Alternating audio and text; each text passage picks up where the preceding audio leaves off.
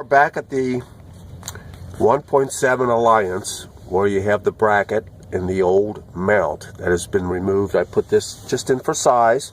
You can barely see it. But here we go. Here's the old mount, and this is what happens to them. They just break off. Now what I'm going to try to do, well actually you can see where it's crazing down here too. I've had them break both ways.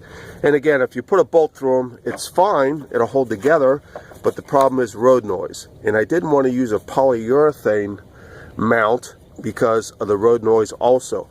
Polyurethane have an internal hook, I guess you could say, and it keeps the mount from pulling apart. But the problem is the polyurethane is extremely strong and road noisy.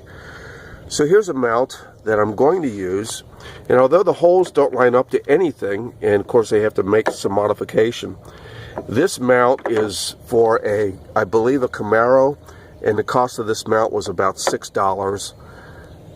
Let's get a brand name here. It was you could call it a 2693.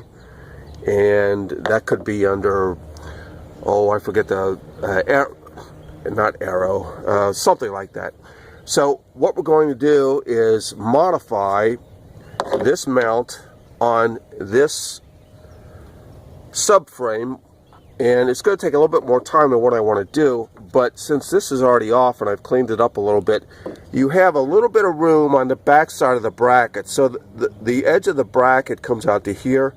On here you can put the bolts in, you can install the bolts, and there's nothing behind the bracket that will interfere with the bolts. So you can make a couple holes here, bolt it up, and then shift this bracket in, kind of, or mount in wherever you want, and hopefully that'll take care of this problem.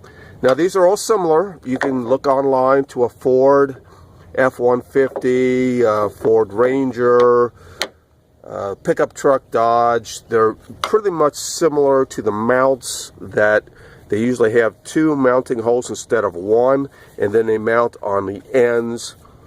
I've replaced a number of these in the cars over the years.